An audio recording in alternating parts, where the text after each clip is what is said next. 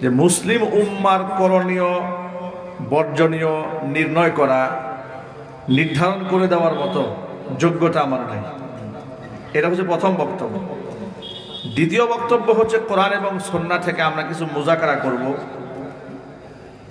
যে একজন মুমিন মুসলমানের সঠিক পথে অবিচলিত থাকতে গেলে তার করণীয় কি কি, আমরা সেই দিক থেকে আমরা আলোচনা করার চেষ্টা করব, যদি আল্লাহ তাআলা আমাদেরকে তৌফিক দান করেন। আমরা বলছি ইনশাআল্লাহ, আল্লাহ পাক যেন আমাদের বলার তৌফিক দান করেন। আমরা মহাগ্রন্থ আল কোরআন সামনে নিয়ে বসেছি। আমি বিভিন্ন মাহফিলে কোরআনে কারীম সামনে নিয়ে বসি, এটা আমার একটা তবিয়ত হয়ে দাঁড়িয়েছে। অভ্যাসটাই এত বেশি হয়েছে, একদম জীবনের শুরু থেকেই যখন আলোচনা শুরু করেছি তখন থেকে কোরআন খুলে খুলে ধারাবাহিক তাফসীর করতে হবে। এখন কোরআন সামনে না থাকলে ভালো লাগে না। কোরআনে কারীম আমার কাছে খুব অথেন্টিক এক হাতিয়ার মনে হয়। এটা বুকের সাথে এইভাবে জড়ায় ধরে আলোচনা করতে আরো সাহস মনে হয়, কারণ এটা এমন একটা এভিডেন্স, এমন একটা দলিল, যে দলিলের মোকাবেলা করার মতো শক্তি পৃথিবীর কারো নাই। কথা ঠিক কিনা বলেন? এই জন্য এই হাতিয়ারটা অত্যন্ত জরুরি। কোরআন নিজে বলেছে, ইন্না হাযাল কুরআনা ইয়াহদি লিল্লাতী হিয়া আকওয়াম, নিশ্চয়ই এই কোরআন মানুষকে চূড়ান্ত সঠিক পথের দিশা দান করে। এই অপারেটর ইকোটা কমাই দেন, এই যে মাইকের অপারেটর ইকো কমান, রিপ্লাই কমাই দেন। হ্যাঁ, আওয়াজটা স্পষ্ট করে দেন, আওয়াজটা অস্পষ্ট, হ্যাঁ ক্লিয়ার করে দেন। কোরআনে কারীম বলছে, ইন্না হাযাল কুরআন ইয়াহদি লিল্লাতী হিয়া আকওয়াম, নিশ্চয়ই কোরআন মানুষকে সর্বাধিক সঠিক পথের দিশা দেয়, এমন সত্য পথের দিশা দেয় যার মধ্যে ভুল হওয়ার কোনো সম্ভাবনা নাই। হুদাল লিল মুত্তাকিন, এটা মুত্তাকিদের জন্য হেদায়েত, পথ নির্দেশিকা। যালিকাল কিতাবু লা রাইবা ফি, এটা এমন একটা কিতাব যার মধ্যে সংশয়ের কোনো অবকাশ নাই। কোরআন এমন একটা কিতাব যা এত ওজনদার কিতাব, লাউ আনজালনা হাযাল কুরআনা আলা জাবালিন লা রাআইতাহু খাশিআম মুতাসাদ্দিআম মিন খাশিয়াতিল্লাহ। হে নবী, আপনি কি দেখতেন এই কোরআন যদি আমি পাহাড়ের উপর নাজিল করতাম, কোরআন এর ভার পাহাড় বরদাস্ত করতে না পেরে পাহাড় পর্যন্ত চূর্ণ বিচূর্ণ হয়ে যেত। আল্লাহু আকবার বলেন। কোরআন কারীম সর্বশ্রেষ্ঠ রাতে, সর্বশ্রেষ্ঠ মাসে, সর্বশ্রেষ্ঠ ব্যক্তির মাধ্যমে, সর্বশ্রেষ্ঠ ব্যক্তির উপরে, সর্বশ্রেষ্ঠ জায়গায় আল্লাহ তাআলা নাযিল করেছেন। এই কোরআন কারীম মানুষ এখান থেকে দিক নির্দেশনা গ্রহণ করে এক একজনে হীরার টুকরায় পরিণত হয়েছে। চিৎকার দিয়ে বলতে হবে সুবহানাল্লাহ। ১৫০০ বছর আগের নাজিলকৃত কিতাব যেভাবে ছিল হুবহু আজকের এই দিন পর্যন্ত কোনো প্রকার পরিবর্ধন সংযোজন বিয়োজন ছাড়া হুবহু সংরক্ষিত আছে না নাই? আরো জোরে বলতে হবে ভাই। তাহলে প্রশ্ন হলো, যদি থেকে থাকে তাহলে কোরআন নাজিল হওয়ার পরে তৎকালীন যুগের মানুষরাই এত পরিবর্তিত হলেন, আমরা কেন পরিবর্তন হতে পারছি না? আমাদেরকে তো পুলিশ দিয়ে পাহারা দিয়েও ঠিক রাখা যাচ্ছে না। আমাদের তো জমির আইল ঠেলার এত বাজে অভ্যাস হয়েছে, বাউন্ডারি করলে বাউন্ডারি ভেঙে আরেকজনের জমির মধ্যে হাত ঢুকাই দিতে মনে চায়। দুর্নীতি দমন কমিশন গঠন করা হয়েছে দুর্নীতি বন্ধ করার জন্য। কমিশনের দায়িত্ব যাদেরকে দেওয়া হয় তারাই দুর্নীতিগ্রস্ত হয়ে যাচ্ছে। অন্যায়কারীর বিচার করার জন্য বিচারক বসিয়ে দেওয়া হলো আদালতে, হাকিম নিজেই অন্যায় করা শুরু করেছে। কথা ঠিক কিনা বলেন? ওই যে দেখেছেন না আপনারা, দেশ স্বাধীন হওয়ার পরে সাবেক বিচারপতি কালামানিক পলাতে চেয়েছিল, কলা পাতার মধ্যে শুয়ে আছে। আহারে, একটা সম্মানিত ব্যক্তি এভাবে কেন দেশ ছেড়ে পালাতে চায়? আমার প্রশ্ন হচ্ছে যে কোরআন ১৫০০ বছর আগে মানুষকে এমন পরিবর্তিত বানালেন, জীবন এমন ভাবে মোড় পাল্টায় দিলেন, সেই কোরআন তো আজও আমাদের কাছে আছে, কিন্তু আমরা কোরআন থেকে শিক্ষা গ্রহণ করতে পারি নাই। কারণ সিস্টেমেটিক ওয়েতে, পরিকল্পিতভাবে এই কোরআন থেকে মানুষদেরকে দূরে সরিয়ে রাখা হয়েছে। কথা ঠিক কিনা বলেন? আমরা এই কোরআনে কারীমকে জীবনের সবচেয়ে বড় অবলম্বন হিসেবে গ্রহণ করতে চাই। আল্লাহ যেন আমাদের কবুল করে নেন। আল্লাহর নবী সাল্লাল্লাহু আলাইহি ওয়াসাল্লাম বলেছেন, ইন্না হাযাল কুরআনা সাবাবুন, এই কোরআন এমন একটা রশি, তরফুহু বিআইদিল্লাহি ওয়া তরফুহু বিআইদিকুম লান তাদিল্লু ওয়া লান তাহলিকু বা'দাহু আবাদা। কোরআন এমন একটা রশি, যে রশির এক প্রান্ত আল্লাহর হাতে, আরেক প্রান্ত বান্দা তোমাদের হাতে। ওই কোরআনকে যদি তোমরা মজবুত ভাবে আঁকড়ে ধরে রাখতে পারো, লান তাদিল্লু ওয়া লান তাহলিকু, কশ্চিন কালেও তোমরা ধ্বংস হবে না, কশ্চিন কালেও সত্য পথ থেকে তোমাদের পা পিছলে যাবে না। জোরে বলেন সুবহানাল্লাহ। আল্লাহর হাবিব সাল্লাল্লাহু আলাইহি সাল্লামের এই হাদিস প্রেক্ষাপটে বোঝা যায়, সঠিক পথে অবিচলিত থাকতে গেলে কোরআনের বিকল্প কোনো রাস্তা নাই।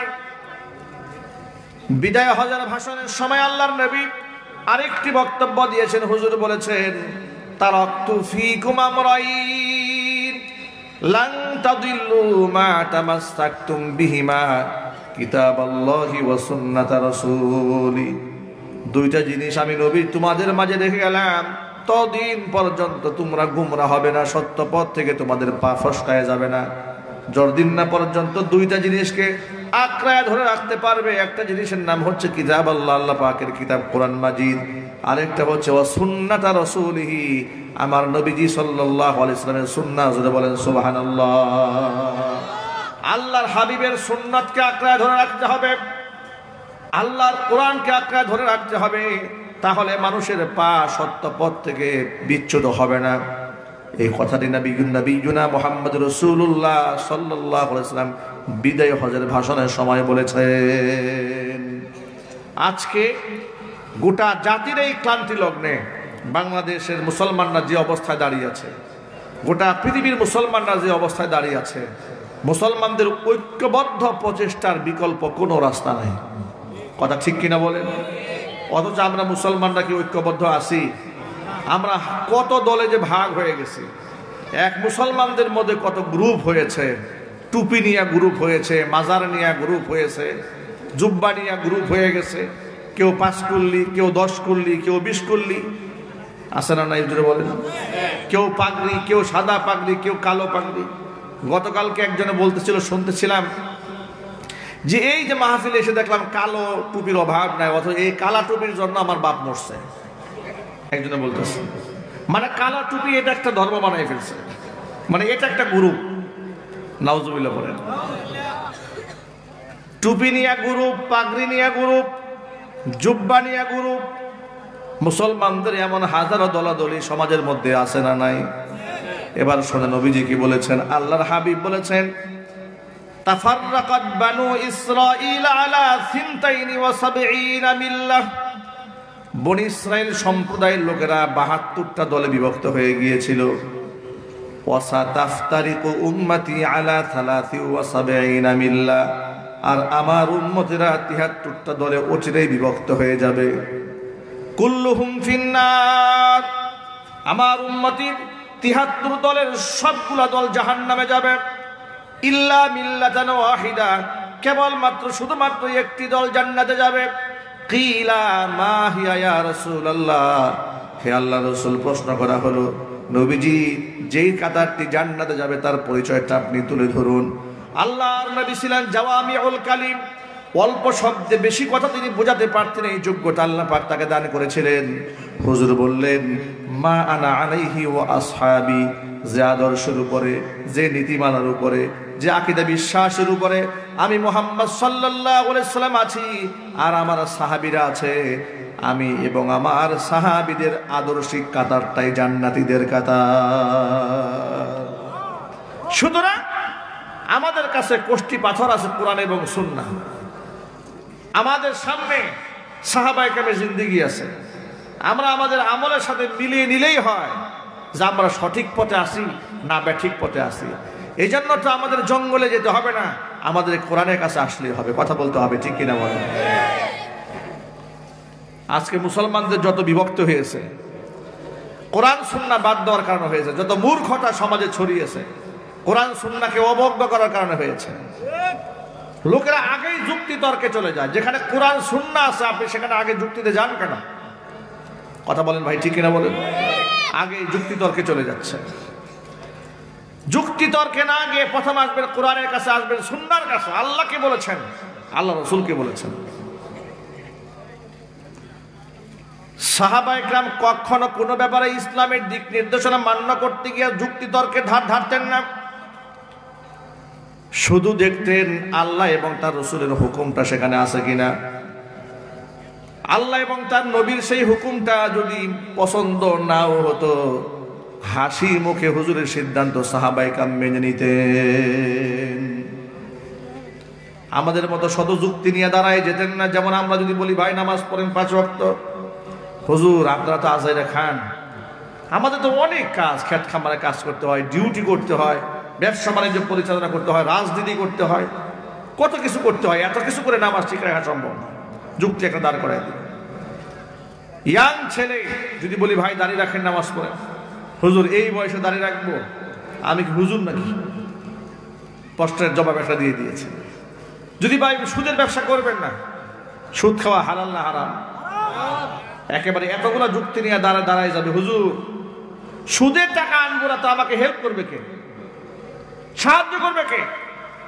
যদি বলি ভাই ব্যবসা বাণিজ্যে মিথ্যা কথা বলবেন না, তাৎক্ষণিক একটা যুক্তি দাঁড় করায় বলবে এই জামানায় মিথ্যা ছাড়া ব্যবসা করা সম্ভব নয়, মুখের ওপর বলে ফেলবে। যদি বলি মা বোনদের সাথে এই পর্দা করাবেন, তখন তারা বলে হুজুর একটু উদার হন, এত ধর্মীয় গুরামি নিয়ে চলেন না, একটু উদার হতে শেখেন, অমুক হুজুরের মতো হন, অমুক হুজুর তো পর্দার ব্যাপারে ছাড় দিয়ে দিয়েছেন, তার মতো একটু ফতোয়াকে সহজ করে দেন। হাজার যুক্তি সামনে দাঁড় করে দেওয়া হয়েছে। কথা বলতে হবে ভাই, ঠিক কিনা বলেন? অথচ সাহাবায়ে কেরাম কোনোদিন আল্লাহ এবং নবীর সিদ্ধান্তের সামনে কোনোদিন যুক্তি দাঁড় করান নাই। নবীজি সাল্লাল্লাহু আলাইহি সাল্লামের একজন সাহাবীর নাম ছিল জুলাইবিব রাদিয়াল্লাহু তাআলা আনহু। হযরত জুলাইবিব আল্লাহর হাবিবের সামনে এসে একদিন বললেন, ইয়া রাসূলুল্লাহ, ইয়া হাবিবাল্লাহ, জান্নাতে এক একজন পুরুষকে 70টা করে হুর দেওয়া হবে। আপনার মুখ থেকে শুনেছি, আর কোরআনে হুরের বর্ণনা আছে। আমি জুলাইবিব যদি আল্লাহ জান্নাতে যায়, আল্লাহ পাক আমাকে হুর দিবে নাকি? আল্লাহ নবী সাল্লাল্লাহু আলাইহি সাল্লাম জুলাইবিবের মনোভাব বুঝতে পারলেন। জুলাইবিবকে জিজ্ঞেস করলেন, হাল্লা তাতাসাওয়াজ ইয়া জুলাইবিব, ও জুলাইবিব তুমি বিবাহ করো না কেন? জুলাইবিব রাদিয়াল্লাহু তাআলা আনহু জবাব দিয়ে বলছেন, ইয়া রাসূলুল্লাহ, ইয়া হাবিবাল্লাহ, আমি একজন কালো মানুষ, আমি একজন খাটো মানুষ, ধন সম্পদ নাই, পারিবারিক ব্যাকগ্রাউন্ড ভালো না, প্রতিষ্ঠিত মানুষ আমি নই। আমার কাছে মেয়ে বিবাহ দেবে এমন গার্জিয়ান কি মদিনায় আছে নাকি? আরে এমন কোন মেয়ে আছে নাকি আমাকে বিবাহ করবে? আমাকে তো কেউ পছন্দই করে না। নবী করিম সাল্লাল্লাহু আলাইহি ওয়াসাল্লাম তার পক্ষ থেকে জিম্মাদার হয়ে গেলেন। চতুর্দিক থেকে খবর লাগাই দিলেন, জুলাইবিবকে বিবাহ করাবেন, পাত্রী দেখতেছেন। শুনতে পেলেন একজন আনসারী সাহাবীর ঘরে উপযুক্ত মেয়ে একজন আছে, বিবাহের উপযুক্ত। আনসারী সাহাবীকে নবীজি ডেকে বলছেন, ও সাহাবী রে, শুনলাম তোমার ঘরে নাকি উপযুক্ত মেয়ে আছে, বিবাহ দেবে নাকি? নিশ্চয়ই দেব। আল্লাহর হাবিব বলছেন, আমি আমার পক্ষ থেকে তোমার মেয়ের জন্য বিবাহের পয়গাম দিলাম। সাহাবী যখন শুনলেন আল্লাহর নবী বিবাহের পয়গাম পাঠিয়েছেন, আনন্দে আত্মহারা হয়ে গেলেন। আল্লাহর হাবিব আমার বিয়ের জন্য বিবাহের পয়গাম পাঠিয়েছেন, এটা তো আমার পরম সৌভাগ্যের ব্যাপার। হুজুর বললেন, শোনো, বিবাহের পয়গাম দিয়েছি, কিন্তু পয়গামটা আমার নিজের জন্য দেই নাই, আমার সাহাবী জুলাইবিবের জন্য দিয়েছি। জুলাইবিবের নামটা শুনে আনসারী সাহাবীর মনটা খারাপ হয়ে গেল। কারণ জুলাইবিব রাদিয়াল্লাহু তাআলা আনহু সম্পর্কে তাদের আইডিয়া ছিল, তিনি যে একজন গরিব মানুষ এটা সকলেই জানে, দেখতে অসুন্দর এটাও সবাই জানে। এই জন্য জুলাইবিবের কাছে মেয়ে বিবাহ দেওয়ার জন্য তিনি আগ্রহী হলেন না। তিনি বললেন, ইয়া রাসূলুল্লাহ, ইয়া হাবিবাল্লাহ, আপনি আমাকে অনুমতি দিলে প্রস্তাবটা আমার ঘরে নিয়ে যায়, আমার স্ত্রী কন্যার সাথে বিষয়টা নিয়ে একটু আমি আলোচনা করি, তারা কি মতামত দেন সেটা আপনাকে আমি অবগত করব। আল্লাহর নবী বললেন, নিশ্চয় আপনি ঘরে চলে যান, গিয়ে তাদের সাথে পরামর্শ করে আপনি আমাকে বিষয়টি জানাবেন। এবার তিনি ঘরে গেলেন। ঘরে গিয়ে মেয়েকে আগে কিছু শোনালেন না। মেয়েকে না শুনে মেয়ের মাকে একটু আড়ালে নিয়ে বললেন, শোনো, নবী করিম সাল্লাল্লাহু আলাইহি সাল্লাম তো আমাদের মেয়ের জন্য একটা পাত্রের পক্ষ থেকে বিবাহের পয়গাম পাঠিয়েছে। কার পক্ষ থেকে? জুলাইবিবের পক্ষ থেকে। এটা শুনে মেয়ের মার মনটা খারাপ হয়ে গেছে। মার মন খারাপ হওয়ার পেছনে যুক্তি হলো, জুলাইবিব সম্পর্কে আইডিয়া তাদের আগে থেকেই ছিল। মেয়ের মা বলছে, শোনো, এই প্রস্তাব আমার মেয়ের কানে দেওয়ার কোনো প্রয়োজনই নেই। আপনি আল্লাহর নবীর সামনে চলে যান, অত্যন্ত আদবের সাথে হুজুরের কাছে গিয়ে হুজুরের প্রস্তাবটা প্রত্যাখ্যান করে দিয়ে আসে। এবার আনসারী সাহাবী নিজের ঘর থেকে বের হয়ে যাচ্ছেন, আল্লাহর রাসূলের কাছে গিয়ে প্রস্তাব প্রত্যাখ্যান করবেন। এমন সময় মেয়েটি ঘরের ভেতর থেকে ডাক দিয়ে বলছে, আব্বাজান দাঁড়ান, কোথায় যান? পর্দার আড়াল থেকে আমি সব শুনেছি যে কথোপকথনগুলো মায়ের সাথে হয়েছে। আপনি কার প্রস্তাব প্রত্যাখ্যান করতে যাচ্ছেন? আপনি কি কোরআন শরীফের আয়াত পড়েন নাই? আল্লাহ পাক সূরা আহজাবের 36 নম্বর আয়াতের মধ্যে বলেছেন, ওয়ামা কানা লিমুমিনিন ওয়ালা মুমিনাতিন ইযা কাদাল্লাহু ওয়া রাসূলুহু আমরা আইয়াকুনা লাহুমুল খিয়ারাতু মিন আমরিহিম ومن يعص الله ورسوله فقد ضل ضلالا مبينا। আল্লাহ রাব্বুল আলামিন সূরা আহজাবের 36 নম্বর আয়াতের মধ্যে স্পষ্ট বলে দিয়েছেন, আমি আল্লাহ এবং আমার রাসূল যদি কোনো মতামত ব্যক্ত করে, কোনো সিদ্ধান্ত দিয়ে ফেলে, ওই সিদ্ধান্তের মধ্যে দুনিয়ার সাধারণ মুমিন মুসলমান নরনারীর অধিকার থাকে না নিজেদের মতামত ব্যক্ত করার। ওয়ামাই ইয়াসিল্লাহা ওয়া রাসূলাহু, যে ব্যক্তি আল্লাহ এবং তার রাসূলের অবাধ্য হয়ে যায়, ফাকাদ দাল্লা দালালাম মুবিনা, সেই ব্যক্তি সুস্পষ্ট গোমরা হয়ে যায়। আপনি আল্লাহর হাবিবের মতামতকে কিভাবে পারবেন প্রস্তাব করা প্রত্যাখ্যান করতে? বরং আপনি আল্লাহর হাবিবের কাছে গিয়ে বলবেন, ও নবীজি, যে প্রস্তাবখানা আপনি দিয়েছিলেন আমার মেয়ের জন্য জুলাইবিবের পক্ষ থেকে, আপনার সিলেক্ট করা পাত্র জুলাইবিবকে বিবাহ করার জন্য আমার মেয়ে মন থেকে রাজি হয়ে গেছে। চিৎকার দেখুন, আল্লাহু আকবার। তারা কখনো নিজের মতামতকে আল্লাহ রাসূলের মতামতের উপর প্রাধান্য দেন নাই। জুড়ে বলেন সুবহানাল্লাহ। যুক্তির ধার ধারেন নাই, তর্কের ধার ধারেন নাই, শুধু দেখেছেন আল্লাহর নবী সাল্লাল্লাহু আলাইহি ওয়াসাল্লাম কি বলেছেন। এই জুলাইবিব রাদিয়াল্লাহু তাআলা আনহু দেখতে কালো মানুষ হলেও, খাটো মানুষ হলেও, আল্লাহর হাবিব তার সম্পর্কে বলেছেন, জুলাইবিব আমি নবীজির, আমি মুহাম্মদ সাল্লাল্লাহু আলাইহি ওয়াসাল্লাম জুলাইবিবের দাম আছে না নাই? আরো জোরে বলেন। এই ক্ষেত্রে এই ঘটনা আপনাদের সামনে উপস্থাপন করার মাধ্যমে আমি আপনাদের কাছে এই মেসেজটা দিতে চেয়েছি, ইমানদার বান্দা আল্লাহ এবং রাসূলের সিদ্ধান্তের সামনে কোনো যুক্তি তর্কে যাবে না, বরং আল্লাহ এবং রাসূল যে সিদ্ধান্ত দিয়েছে এটা আমার বুঝে আসলেও আলহামদুলিল্লাহ, না বুঝে আসলেও আলহামদুলিল্লাহ। কথা ঠিক কিনা বলেন? কোনো যুক্তির সামনে দাঁড় করানো যাবে না। দেখুন, আজকে আমাদের গোটা সমাজের মধ্যে মুসলমানদের বিভক্তির কারণে যে ক্ষতিটা হয়েছে, বিগত স্বৈরাচারের আমলে এই দেশের আলেমরা যে পরিমাণ নির্যাতন টর্চারের শিকার হয়েছে, এটা আলেম উলামাদের বিভক্তির কারণে হয়েছে। কথার আওয়াজ নাই। যদি উলামাদের ঐক্য থাকতো, এত আলেম জেল খাটতো বাংলাদেশে? যদি উলামাদের ঐক্য থাকতো, তাহলে আয়না ঘরে রেখে এত আলেমদেরকে নির্যাতন করা হতো? কোনোদিন এটা করা হতো না। বরং কি হয়েছে জানেন? এক শ্রেণীর আলেমকে রিমান্ডে নিয়ে যখন নির্যাতন করা হয়, আরেক শ্রেণীর আলেমদের কি দিয়া বড় বড় হাদিয়া দিয়ে বড় বড় প্রোগ্রামে অংশগ্রহণ করানো হয়। আর সেই আলেমরা খুশি হইয়া বলে যে ওই সমস্ত আলেমরা জেল খাটতেছে কারণ ওলিদের সাথে তাদের কোনো সম্পর্ক নেই, আর আমরা জেল খাটি না কেন? ওলিদের সাথে আমাদের খুব ভালো সম্পর্ক। এই বক্তব্যটি দিয়েছিল বাংলাদেশের কুখ্যাত মাজার পূজারী বক্তা গিয়াসউদ্দিন তাহেরি। সে বলেছে আল্লাহর ওলিদের সাথে সম্পর্ক থাকার কারণে আমাদের উপর এই সমস্ত মামলা টামলা হয় না, পুলিশ আমাদেরকে দৌড়ায় না, আমরা পুলিশ বান্ধব সুন্নি। এরা নাকি পুলিশ বান্ধব, বুঝতে পেরেছেন?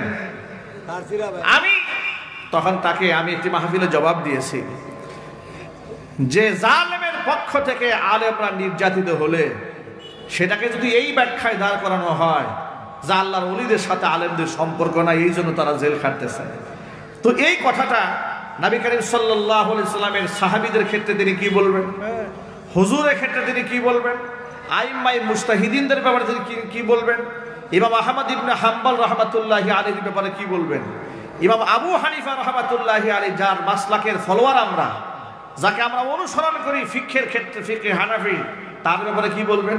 তাকে তো জেলখানার মধ্যে হত্যা করা হয়েছে, তিনি জেলের মধ্যে শাহাদাত বরণ করেছেন। চিৎকার যখন আল্লাহু আকবার। এবার একটু হাদিস শুনেন, আল্লাহর নবী কি বলেন।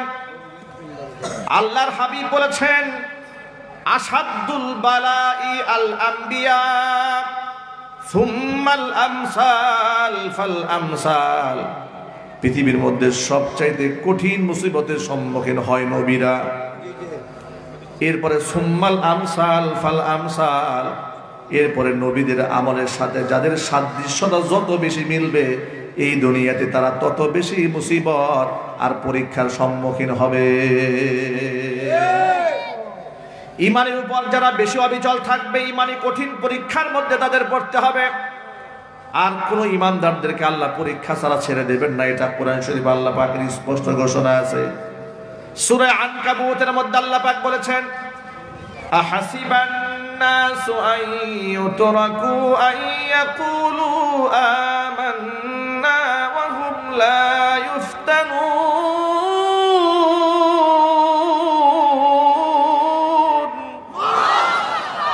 আহাসিবান নাস, মানুষ কি মনে করেছে নাকি আইয়ুতরাকু, তাদেরকে ছেড়ে দেওয়া হবে, আইয়াকুলু আমান্না, আমরা ঈমান এনেছি এতটুকুন বললেই তাদেরকে ছাড় দেওয়া হবে, অহুম লা ইফতানুন, কোনো পরীক্ষা করা হবে না, তারা বোকার স্বর্গে বসবাস করছে।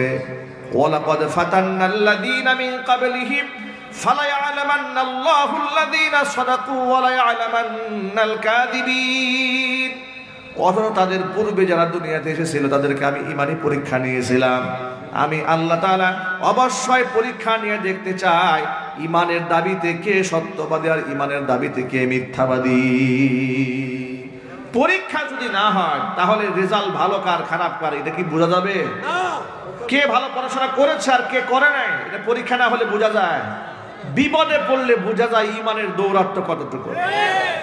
আল্লাহর কসম, এদেশের মুসলমানরা একবিংশ শতাব্দীতে দাঁড়িয়ে এমন আলেমদেরকে দেখেছে যারা হাসি মুখে ফাঁসির রশি গলার মধ্যে ঝুলিয়ে নিয়েছে কিন্তু বাতিলের সাথে মাথা নত করে নাই।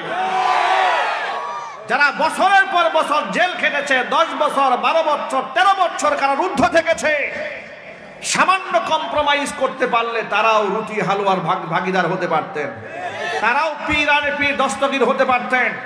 তারা সেই তরিকায় হাঁটে নাই, লুভ লালসার পথে পা বাড়ান নাই, তারা শাহাদাত বরণ করেছে, জীবনটাকে বিপন্ন করে দিয়ে বাতিলের সামনে চোখে চোখ রেখে কথা বলেছেন। কথা বলে ঠিক কিনা বলে?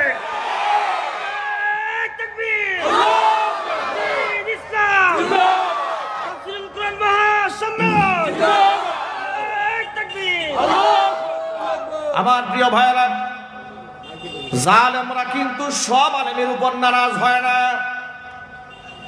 জালেমের জুলুম যখন এই দেশে চূড়ান্ত পর্যায়ে ছিল তখনও পর্যন্ত এই দেশে কিছু আলেমরা সমস্ত সুযোগ সুবিধা ভোগ করেই চলেছে। আছে না নাই? আরো জোরে বলেন। তাদের ওয়াজ হয়েছে আসমানের উপর আর জমিনের নিচে। পৃথিবীতে কি হইল না হইল তারা কিছু বোঝে না, আওয়াজ নাই। কত সত্য না মিথ্যা? যা হয়েছে আসমানের উপর আর জমিনের নিচে। দুনিয়া সম্পর্কে তারা জীবনে ওয়াজ করে না, আর করবে না কিয়ামত পর্যন্ত, কারণ ওরা জানে দুনিয়া নিয়ে ওয়াজ করতে গেলে পিঠের চামড়া থাকবে না। এই সমস্ত সুবিধাবাদী আলেম দুনিয়াতে নাই। আরো জেনে বলেন।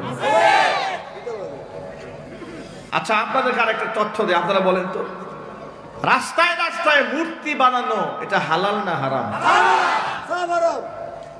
এটা কি, এটা বোঝার জন্য কি আপনাকে বিজ্ঞানী হতে হবে নাকি, মুফতি মুহাদ্দিস হতে হবে? এটা কমন ব্যাপার, এটা বাচ্চারাও জানে। রাস্তায় রাস্তায় ভাস্কর্যের নামে যখন স্বৈরাচারী মূর্তি বানাচ্ছিল, এটা হারাম কাজ করতেছিল। সেই অন্যায়ের প্রতিবাদ জানিয়েছিলেন আল্লামা মামুনুল হক হাফিজাহুল্লাহ। তিনি বলেছিলেন, আমাদের যদি কোনোদিন সুযোগ আসে, আমাদের বাবার মূর্তি থাকলে সে বাবার মূর্তি আমরা ভেঙে দেব। সেই বক্তব্যের, তাদের সেই বক্তব্যকে কেন্দ্র করে তিনি বাতিলের রোশানলে পড়লেন।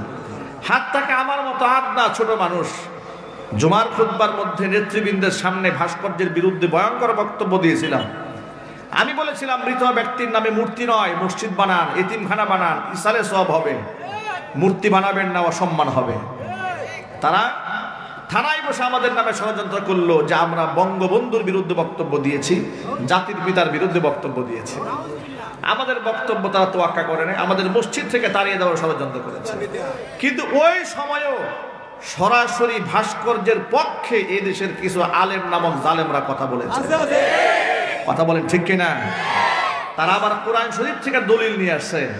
তারা বলে যে ভাস্কর্য আর মূর্তি নাকি এক জিনিস না, মূর্তি না জায়েজ কিন্তু ভাস্কর্য জায়েজ। প্রমাণ কি? ওরা দেখেন কি দলিল দেয়। প্রমাণ হচ্ছে এই কাতারে ভাস্কর্য আছে, দুবাই ভাস্কর্য আছে, ইরাকে আছে, ইরানে আছে, এই হলো দলিল। কথা বুঝতে পেরেছেন? ইরাক, ইরান, কাতারে ভাস্কর্যের দলিল নিতে মনে চায়, কিন্তু সৌদি আরবে যে আপাদমস্তক বোরকায় ঢাকা, এই দলিল তাদের গ্রহণ করতে মনে চায় না। কথা বলেন ঠিক কিনা বলেন? ও সৌদি আরবের খারাপটা নিতে মনে চায়, ভালোটা নিতে মনে চায় না। সৌদি আরবে তো চুরি করলে হাত কাটার বিধান আছে, তাহলে সেটাও বাংলাদেশে বাস্তবায়ন করো। সৌদি আরবে তো মেয়েদের ফেস খুলে চলার কোনো বিধান নাই, তাহলে সেটাও বাংলাদেশে বাস্তবায়ন করো। এর মানে হচ্ছে ওরা যদি কোনো অপকর্ম করে, কুকাম করে, তাহলে সেই কুকামটাকে দলিল হিসেবে বাংলাদেশে নিয়ে আসা হবে। কিন্তু ওরা যদি কোনো ভালো কাজ কোরআন সুন্নাহ অনুযায়ী করে, সেটা এই দেশে আমদানি করা হবে না। হাত্তাকে জাহেল কাকে বলে? এরা আবু জেহেলের চাইতেও নিকৃষ্ট। দলিল দিয়ে এক মাজার পূজারী বলল, যদি এগুলাকে ভাস্কর্যগুলা যদি নাজায়েজ হয়ে থাকে, তাহলে কাবাঘরও একটা ভাস্কর্য। ইউটিউবে এখনো বক্তব্য আছে, দেখবেন। তারা বলেছে কাবাঘর একটা স্ট্যাচু, কাবাঘর নাকি একটা ভাস্কর্য। আমরা নাকি ভাস্কর্যের সামনে সেজদা দেই। নাউযুবিল্লাহি মিন যালিক। যে কাবাঘরের ব্যাপারে কোরআন শরীফে আল্লাহ নিজে বললেন, ইন্না আউওয়ালা বাইতি উযিআ লিন-নাসি লাল্লাযী বিবাক্কাতা মুবারাকান ওয়া হুদাল লিল আলামিন। পৃথিবীর মধ্যে প্রথম ঘর, আল্লাহর ঘর, মানুষের জন্য স্থাপন করা হয়েছে।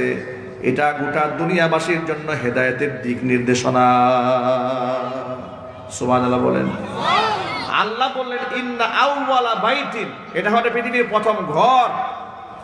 আর ওরা বলে এটা নাকি স্ট্যাচু, এটা নাকি একটা ভাস্কর্য। নাউযুবিল্লাহি মিন যালিক।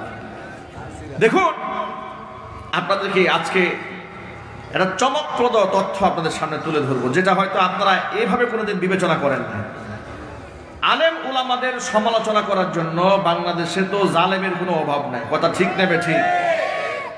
জালেমরা কোরআন শরীফের কিছু কিছু আয়াতের অপব্যাখ্যা করে মানুষের সামনে বিভ্রান্তি করে, মানুষকে বিভ্রান্ত করে, উলামাদের ব্যাপারে মানুষের ধারণাকে নষ্ট করে, সন্দেহ ঢুকায় দেয়। মুরব্বী মাশাআল্লাহ ভালো বুঝেছেন, আল্লাহ পাক নেক হায়াত দান করেন। ভাইরা আমার, দেখুন, হিজবুত তাওহীদ নামক একটি ভণ্ড সংগঠন, কুফরি সংগঠন বাংলাদেশে আছে। ধর্মের অপব্যাখ্যা করে ধর্মটাকে 12টা বাজায় ছাড়ছে। কথা ঠিক নেবে ঠিক?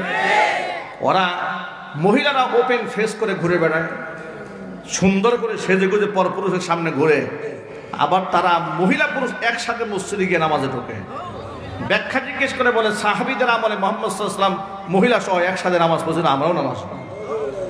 সেনাবাহিনীর ট্রেনের মতো লাফ দিয়ে দাঁড়ায়, লাফ দিয়ে বসে নামাজটাকে একটা মজাক, একটা হাসির পাত্র বানিয়ে দিয়েছে। নাউজুবিল্লাহ পড়ে। ইসলামের অসংখ্য অগণিত ভুল ব্যাখ্যা যা মানুষের সামনে তারা দিয়েছে, এর মধ্যে মানুষকে খুব সহজে গিলানো যায় এরকম একটা ব্যাখ্যা আছে। সেই ব্যাখ্যা কি? তারা আলেম ওলামাদেরকে বলে ধর্ম ব্যবসায়ী। কেন ধর্ম ব্যবসায়ী বলে সেটাও বলি। কেন? আলেমরা মসজিদে ইমামতি করে টাকা গ্রহণ করে, মাদ্রাসায় পড়িয়ে বেতন গ্রহণ করে, ওয়াজ মাহফিল থেকে হাদিয়া গ্রহণ করে। সুতরাং আলেমরা যেহেতু ধর্মের বিনিময়ে পারিশ্রমিক গ্রহণ করছেন, তারা হচ্ছে ধর্ম ব্যবসায়ী। এরপরে তারা যুক্তি দিচ্ছে যে কোরআন শরীফে আল্লাহ সুবহানাহু ওয়া তাআলা বলেছেন, কি বলেছেন? ইন্নাল্লাযীনা ইয়াকতুমুনা মা আনজালাল্লাহু মিনাল কিতাব ওয়া ইয়াশতারুনা বিহি সামানান কালীলা। নিশ্চয় আল্লাহ পাকের আয়াতকে যারা লুকিয়ে রাখে এবং যারা এর বিনিময়ে স্বল্প মূল্য গ্রহণ করে, উলাইকা মা ইয়াকুলুনা ফি বুতুনিহিম ইল্লান নার, তারা তো পেটের মধ্যে অন্য কিছু ভক্ষণ করে না, যা ভক্ষণ করে এটা জাহান্নামের আগুন ভক্ষণ করে। ওয়ালা ইউকাল্লিমুহুমুল্লাহু ইয়াওমাল কিয়ামা, কিয়ামতের দিন আল্লাহ এদের সাথে কথা বলবেন না। ওয়ালা ইউযাক্কিহিম, আল্লাহ পাক এদেরকে পবিত্র করবেন না। ওয়ালাহুম আযাবুন আলীম, এদের জন্য রয়েছে যন্ত্রণাদায়ক শাস্তি। এই হচ্ছে সূরাতুল বাকারার 174 নম্বর আয়াত। সূরাতুল বাকারার 174 নম্বর আয়াতের ব্যাখ্যা করে তারা যে বোঝাতে চাইলো যে এর দ্বারা প্রমাণ হয় যে আল্লাহ তাআলা বলেছেন ওয়ায়াশতারুনা বিহি সামানান কালীলা, তারা কোরআন শরীফের মাধ্যমে স্বল্প মূল্য তারা গ্রহণ করে, অতএব এগুলা ধর্ম ব্যবসায়ী, এদের সাথে আল্লাহ কথা বলবে না। চিৎকার দেখো নাউজুবিল্লাহ। এটার সঠিক ব্যাখ্যাটা শোনেন। এটার সঠিক ব্যাখ্যা হলো আল্লাহ তাআলা বুঝিয়েছেন যে আলেম নিজের পিঠ বাঁচাবার জন্য কিংবা পেটের রিজিক ঠিক রাখার জন্য ধর্মের সঠিক ব্যাখ্যা না করে কোরআন সুন্নাহ নাজিলকৃত বিধানের সঠিক ব্যাখ্যাগুলো মানুষের কাছ থেকে লুকায় রাখে, মানুষের সামনে প্রচার করে না। আছে না নাই?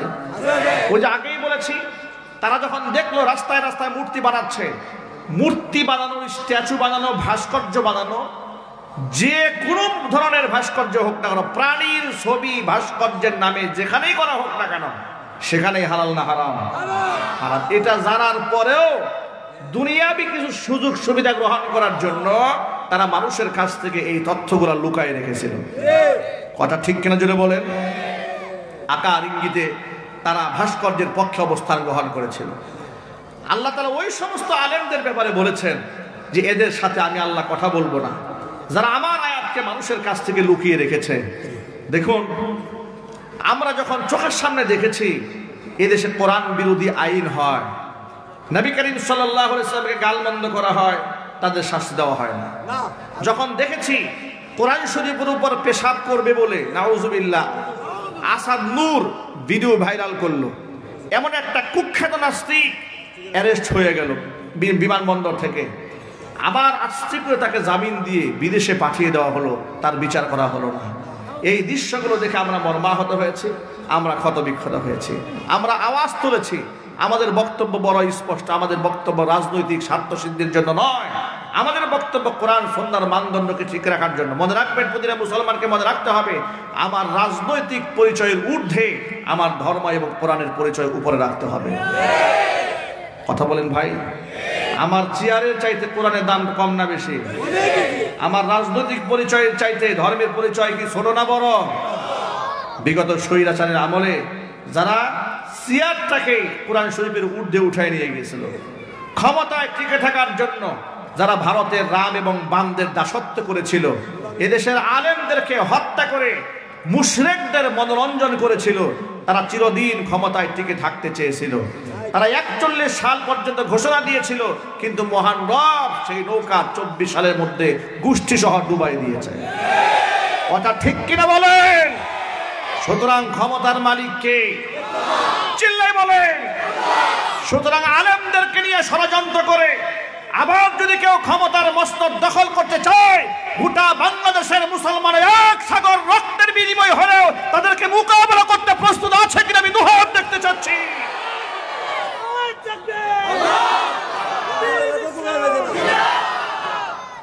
আমার প্রিয় বন্ধুগণ, আল্লাহ রাব্বুল আলামিন কোরআন মাজিদের মধ্যে যা নাজিল করেছেন, মানুষের কাছে তা স্পষ্টভাবে বলে দেওয়া এটা আলেমদের গুরু দায়িত্ব। মনে রাখবেন, যেটা আল্লাহ হারাম করেছেন বান্দা সেটা হালাল করার কোনো অধিকার রাখে না। মদ হালাল না হারাম? আরো জোরে। কিন্তু এই দেশে যে মদের লাইসেন্স দেওয়া হয়, এটা কি আপনারা জানেন? কথা বলে না। আপনাদেরকে আরেকটা প্রশ্ন করি, জিনা ব্যভিচার করা হালাল না হারাম? কিন্তু এই দেশে জিনা করার যে লাইসেন্স দেওয়া হয় এটা আপনারা জানেন? পতিতালয়ের লাইসেন্স দেশে নাই, মদের লাইসেন্স দেশে নাই। এগুলো কারা দিয়েছে? ইহুদিরা দিয়েছে, খ্রিস্টানরা দিয়েছে, মুসলমানরা দিয়েছে। তাহলে বোঝা গেল এরা আসলেই মুসলমান নয়, এরা বাহ্যিক দৃষ্টিতে নিজেকে মুসলমান দাবি করলে এগুলো মুনাফিক, ঠিক কিনা? এই মুনাফিকেরা এই গোটা দেশটাকে কুফরি সমাজ ব্যবস্থায় পরিবর্তন করে দিয়েছে। আমি আপনাদেরকে মজার একটা তথ্য শোনাই। আমি নারায়ণগঞ্জ জেলাতে এক মাহফিল ছিল আমার, স্টেজে আমি বক্তব্য দেওয়ার আগে প্রধান অতিথি মাইক্রোফোন হাতে নিয়ে একটা ভাষণ দিলেন। সেই ভাষণে তিনি মাদকের বিরুদ্ধে এত জোরালো কথা বললেন, আমার দিল বড় ঠান্ডা হয়ে গেল। আমি মুনাজাতে ওই নেতার জন্য কি পরিমাণ যে দোয়া করেছি আমার সে এত কথা মনে নাই, কিন্তু অনেক দোয়া করেছি। তার জন্য জান্নাতের দোয়া করেছি, মাগফিরাতের দোয়া করেছি, পরিবারের সহ দোয়া করেছি। বয়ান শেষ করে নামার সময় মাহফিল কর্তৃপক্ষ একজন আমাকে আড়ালে টেনে নিলেন, বলি হুজুর যার জন্য এত দোয়া করলেন ওনাকে চেনেন? আমি বললাম না, ওনাকে তো চিনি না। উনি বললেন এই লোক হচ্ছে গোটা এলাকার মাদকের ডিলার। আমি বললাম এটা কোনো কথা হলো নাকি ভাই? বলে জি হুজুর এটাই সত্য কথা। আমি বললাম তাহলে তাকে দাওয়াত দিলেন কেন প্রধান অতিথি করে? বলে হুজুর ওনাকে দাওয়াত না দিলে মাহফিল করতে দিবে না। বিগত 16 বছরে ওরা এগুলাই করেছে, ওদের নাম না দিলে মাহফিল বন্ধ করে দিয়েছে, থানায় পারমিশন নিতে হয়েছে, এসপির কাছে যেতে হয়েছে, ডিসির কাছে যেতে হয়েছে, রাজনৈতিক নেতাদের পায়ে ধরতে হয়েছে কোরআনের কথা বলার জন্য। আমার প্রশ্ন হচ্ছে, হুকুম করেছে আমার আল্লাহ, এই সমস্ত মুনাফিকদের কাছে আমরা অনুমতির জন্য কেন যাব? ঠিক কিনা জুড়ে বলেন? মাদক বাংলাদেশে নিষিদ্ধ করে দেওয়া হবে ইনশাল্লাহ। ইনশাল্লাহ এত আসতে বললেন, নিষিদ্ধ হোক এটা আপনারা চান না? চান কিনা? তাহলে এটা তো এখানে চাইলে হবে না।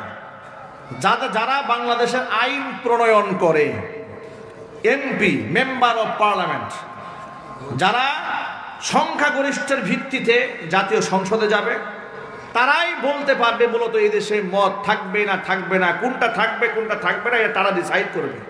সুতরাং এমন নেতাকেই সংসদে পাঠাতে হবে কি যারা নিয়মিত মদ্যপান করে।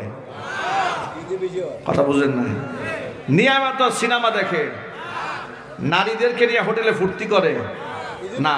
কোন লম্পট বদমাশদের নেতৃত্বে এই দেশে যদি দেশ এগিয়ে যায় তাহলে কোনোদিন মাদক বন্ধ হবে না। যদি আপনাদেরকে মাদক বন্ধ করতে হয়, যদি এই জেনা ব্যভিচার বন্ধ করতে হয়, তাহলে ইমানদার নেতৃত্ব দেশের মধ্যে কায়েম করতে হবে। এই জন্য সৎ নামাজি পরহেজগার আল্লাহওয়ালা ব্যক্তিদেরকে নেতৃত্বে আনতে হবে। আপনারা কি রাজি আছেন ইনশাল্লাহ? কারা কারা রাজি? হাত দেখতে চায়। আল্লাহ যেন কবুল করেন, জোরে কোন আমিন।